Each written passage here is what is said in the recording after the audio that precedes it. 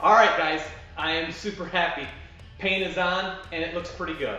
The color originally I wasn't real happy with, but the more that I see it all together with some of the black accents of the chassis, I'm starting to like the color. So it looks good. The hat channel all lined up. I've got a few more things to bolt down, but the tub is solid and square on the chassis. So just wanted to run you through what I did, so watch the video. Towards the end of the video, I'm going to show you what I used and how I painted this Jeep for under 50 bucks. So I hope you enjoy the video. As you can see, I painted the bottom without you guys.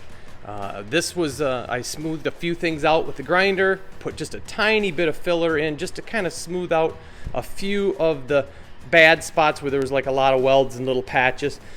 You can tell, you can still see where some of it was. I didn't put a lot in. I just wanted enough to make it look decent. So I used a little roller and a brush to do this. And it actually flattened out and has a pretty decent shine. You can kind of see some ripples in it. But for the bottom side, I am very pleased with it. So we're going to go around to the other side and I'll show you what we're getting ready to do.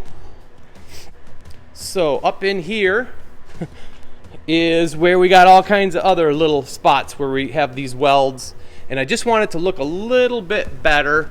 Again, I'm not trying to like hide anything with Bondo, just to make it smoothed out and seal up everything. So just going to go around some of these not cracks, but these weld seams, and just smooth them out just a little bit. And so that's what I'll be doing. I've already wiped this down. So I'm going to go ahead and mix up some filler and smooth this out a little bit.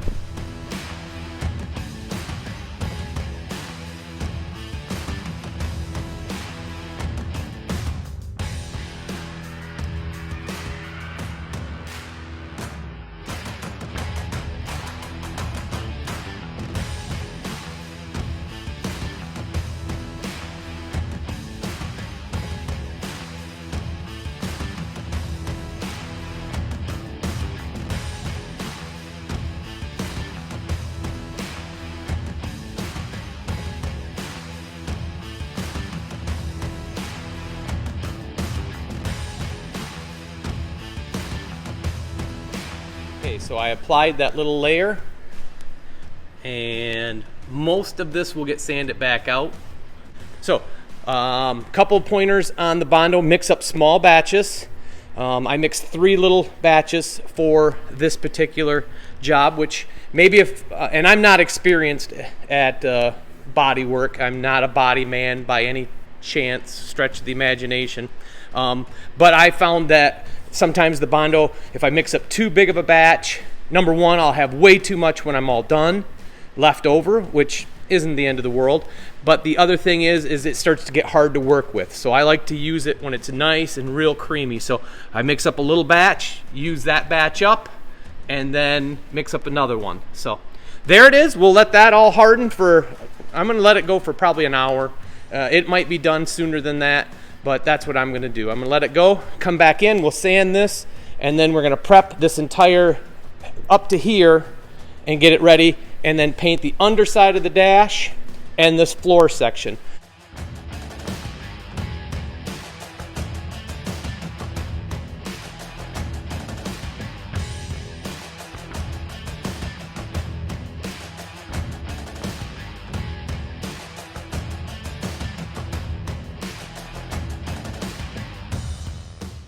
Okay, well, I was going to do a time lapse of the paint, but I forgot to hit start on the camera. I apologize. So here is the finished inside of the tub.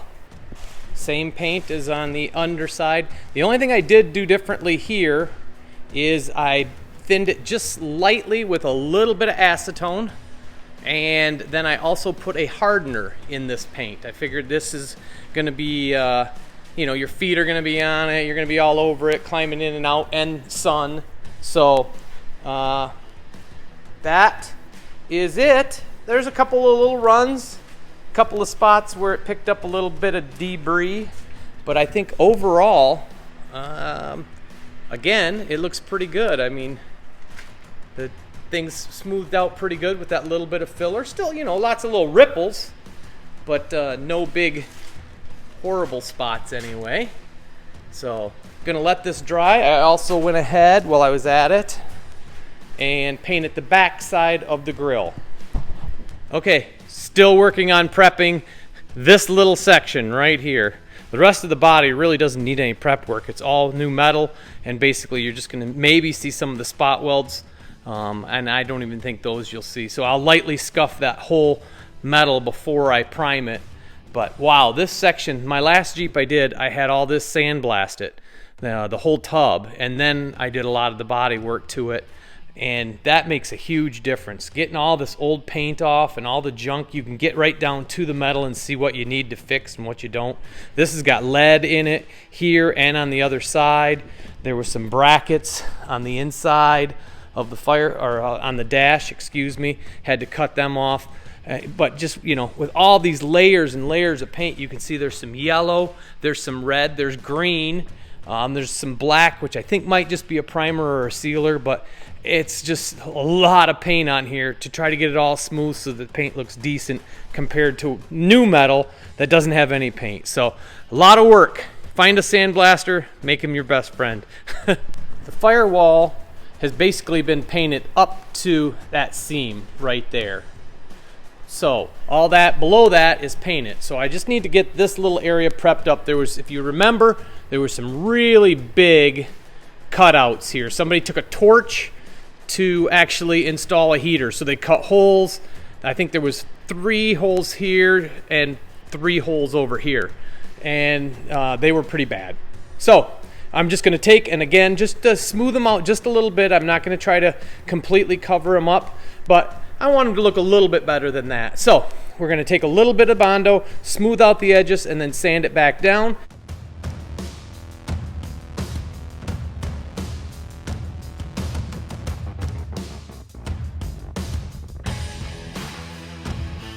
In an effort to make the dash and the cowl look a little bit more presentable, what I did is I decided to strip the paint off. So I am using some of this. It's Clean Strip Aircraft Paint Remover. I've used it quite a bit in the past. It works good. It's been on for just a couple of minutes, and you can already see it's really starting to lift the paint. So I am just going to leave that on and let it work. So the stripper has been on for about 10 minutes, and you can see it's really lifted most of it. Over here on this corner, it's still working. And on the face here, pretty decent. So what I'm going to do is just take my plastic scraper and go through, and here I'll show you just a little bit of what it's going to do. Just kind of get some of that first layer off, and then I'll reapply some more. That way that can work down in there a little deeper.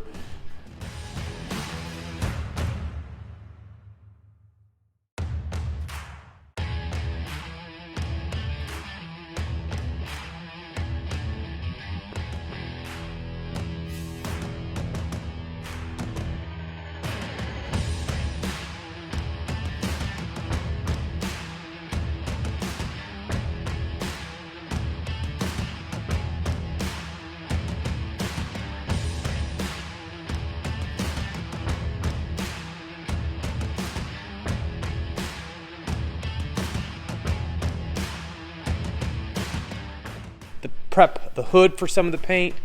They added in the old second set of hood latches, which ended up damaging the hood on both sides, actually.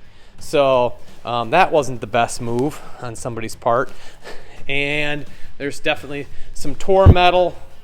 This is broke free back here and actually bent. So I got to pull all that back in, get that dent out. There is a little bit of it's a sag, but right now it's crowned. So I got to get the hood down just a little bit and work that out, because then of course that always makes those heavy creases. You can see them real good here and there. So I'm going to try to work some of those out a little bit. So getting everything cleaned.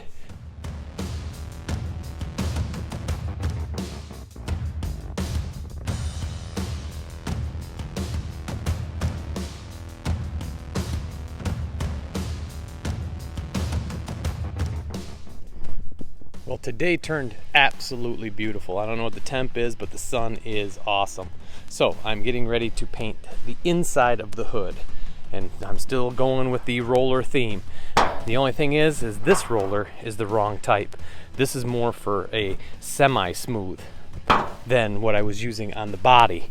But I think it's going to be perfect for the inside of this hood because, as you can see, I am not making the inside of the hood perfect. And I did all the repairs. So there was a repair there, repair there. You might remember, you can kind of see it right here. Yeah, you can kind of, sorry, the sun's in my screen. So you can kind of see right there, there was that little repair.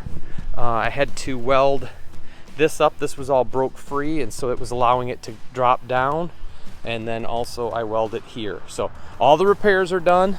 It's as straight as it's gonna be. So I'm gonna go in and get the paint and put some color on. Horrible turn of events on the roller job. I kind of wanted a little bit of a textured under the hood just because I didn't do tons of prep, as I showed you.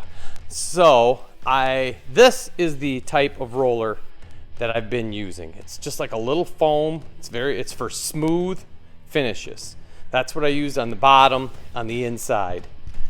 So I had some of these and I thought, oh, I'll try that. That'll maybe leave a little texture. Oh my, oh, it's horrible. So we will see what that looks like once it's all done doing whatever it's gonna do, but I think that's about as ugly as that's gonna get. All right, guys, well, I'm trying to keep filler to a real minimum, but there was just a lot of stuff here. Most of that's gonna come back off. I'm gonna block sand it down just to flatten it out a little bit because it just didn't look too good. Little bit in here, some of that's gonna come still out, and had to build it up just a little bit here where there was a dent, and I kind of fixed the dent. I stabilized the dent, I should say, because it was oil canning, ping ping. So that's good. So I did the same thing on this side because it was pretty much the exact same. And then on the dash, just a few little spots. So just a little bit of filler. I'm going to try to take most of it back out, just because I didn't want to have a lot of filler in this Jeep. But obviously, some spots I just had to do something.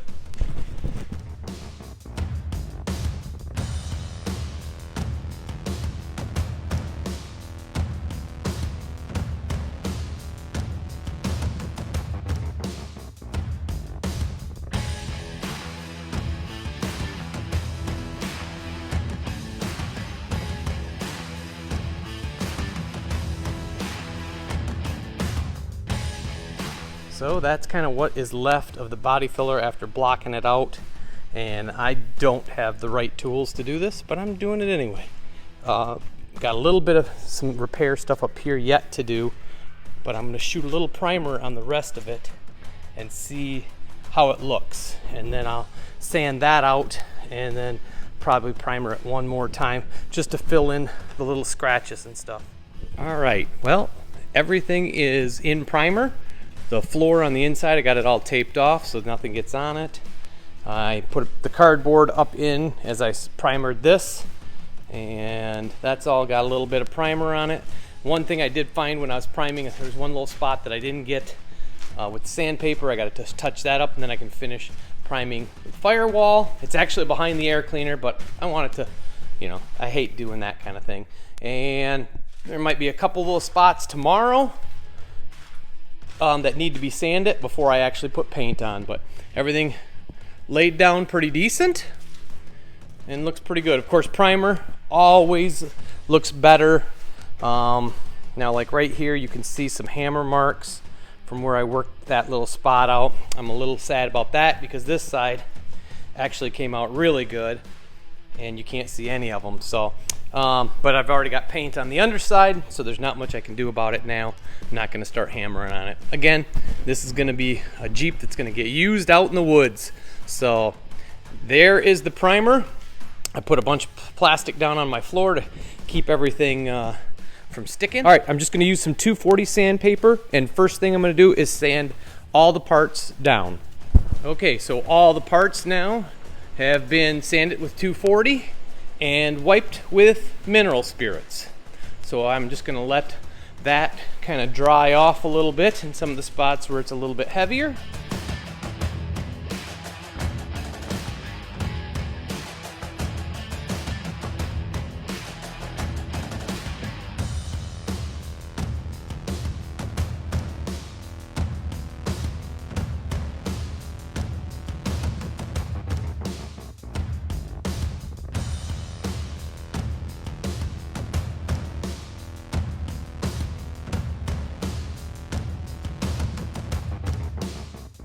the paint is on. One big heavy coat. It's still flattening out a little bit. Some of it's doing real good. Others is going a little bit slower, but that's okay. We'll see how it comes out here in a few hours. I'm just gonna go around and make sure that I didn't miss anything. Obviously right now it's nice and glossy because it's still all wet. So the big thing will be is what does it look like tomorrow?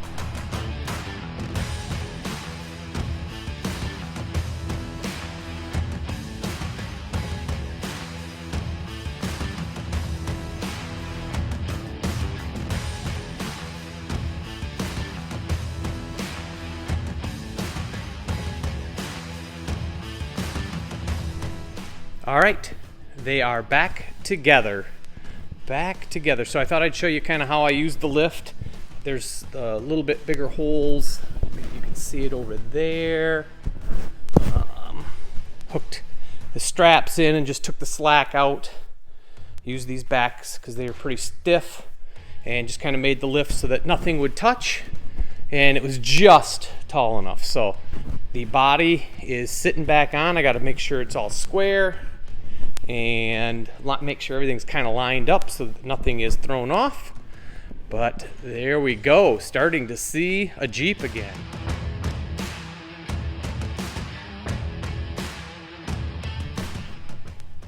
Okay, this is the paint I used. It's oil-based Exo Rust Professional. It's basically Rust-Oleum. And the reason I chose it is right there. I got this paint on sale for $14 a gallon. I got 1 gallon of this Hunter Green. The other gallon was kind of an off mix of another green. Those were the only 2 gallons that they had in that color. So I mixed the 2 together. I ended up adding a little bit of black and a little bit of blue to get it to this color because it wouldn't stay in that Hunter Green once I mixed this lighter green in with it. The other thing I did is I put about a cap full of hardener in each little roller tray. Sorry, I don't have the actual volume of what that was. And I used a little bit of acetone. So that is, so 28 bucks in paint. This stuff is usually right around 10 bucks. So that's 38. Throw in the cost of the acetone and maybe the rollers, and we're getting right in that $50 range. Sandpaper and stuff like that I already had, but you might want to add some of that into your cost too if you were really wanting to make sure you were under $50 for a paint job. But that's how I did it, and like I say, for the most part, it's got a decent shine. There are obviously some imperfections, but that's what you get when you do a really, really cheap paint job. And that's one of the reasons I wanted to do this as a cheap paint job, just to see how it would come out and how everything is going to start looking together. All right, well, again, hey, thank you so much for watching the video. If you liked it, you know what to do. And come again. I got more stuff coming on this Jeep because we're going to be finishing it up probably in the next video or so.